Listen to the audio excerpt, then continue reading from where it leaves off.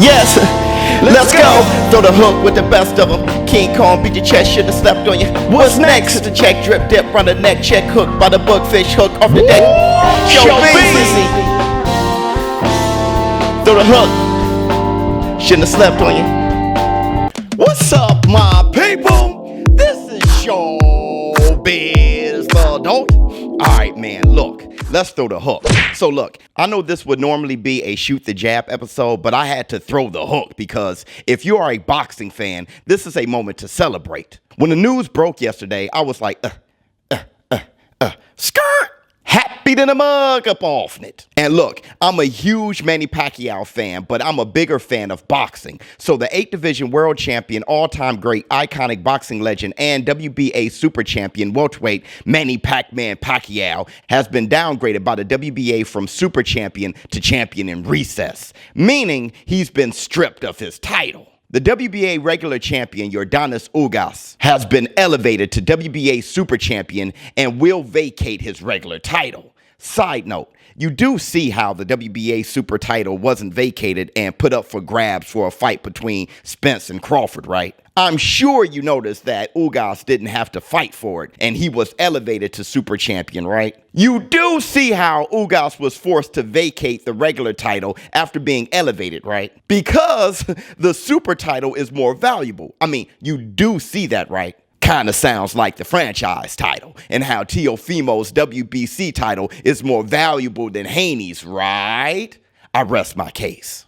So, I know many of you are like a little confused to how they stripped Pacquiao during the pandemic. Like, is it fair to do that? Well, yes, it is, and here's why. Yes, they did strip Manny Pacquiao due to inactivity. He hasn't fought since July 2019. And yes, COVID did discourage big fights from taking place, especially for the senator of the Philippines. He had a nation to save and still saving. So yes, it's totally not fair if they stripped him due to inactivity alone, but it wasn't. They also stripped Pacquiao due to his future plans. Look, boxing is a business and time is money. The welterweight division is one of the most highly contested divisions in the world, and the WBA couldn't get in on the action. Manny Pacquiao had plans on fighting Conor McGregor in an exhibition, meaning more time spent without the WBA sanctioning a major fight. But Dustin Poirier punched McGregor in the face so many times that the fans lost interest in that exhibition. So the WBA held out on stripping Pacquiao.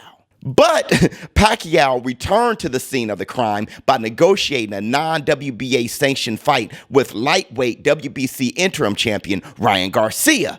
At that point, the WBA was like, oh, hell no, you just clowning now. Strip! So now the WBA super champion is Yordenis Ugas, who, in my opinion, is as good as Spence, Porter, Crawford, Garcia, and Thurman.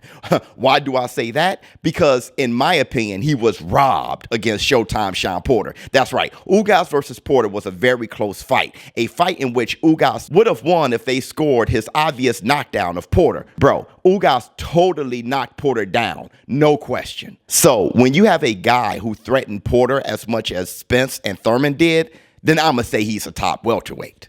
Now, I know many are wondering if Spence will take on Ugas to unify 3 out of the 4 titles since both are on the same side of the street with the PBC. Well, I have no problem with that since Ugas and Spence should have fought years ago. Yep, I vividly remember Ugas being his IBF mandatory and then poof, not anymore. I'm not sure exactly what happened there. I think Ugas simultaneously became the WBC Mando, so he took on Porter instead. But fact check me on that one. Either way, I'll prefer Spence to really take on Crawford now. Look, I totally understood Spence and Crawford chasing Pacquiao because both wanted to be passed the torch in a mega fight before facing each other. But now that Pacquiao is no longer champion, there's no reason to wait now. Spence and Crawford should be next. The winner should take on Ugas to become undisputed, then move up to 154. As for Manny Pacquiao, I guess he'll surely be taking on Ryan Garcia next. And really, there's no reason to make it an exhibition because Pacquiao has no responsibility as a welterweight. He can literally do as he wishes without negatively impacting other possible opponents. And this is why boxing fans are happy. The welterweight division was being held up by Manny the same way Keith Thurman was holding it up before. The belt had to be stripped to give the fans the fight we want to see. This is no hate on Pacquiao, though angry Pac-Man fans won't make it this far into the video to hear this part, but it's no hate. I love Pacquiao, but as a boxing fan, I love the decision to strip him to make for a fight-friendly 2021. See you tonight at my live stream commentary of Plant vs. Truax. Thanks for throwing a hook with the biz. ShowBizz, the adult. I'm out.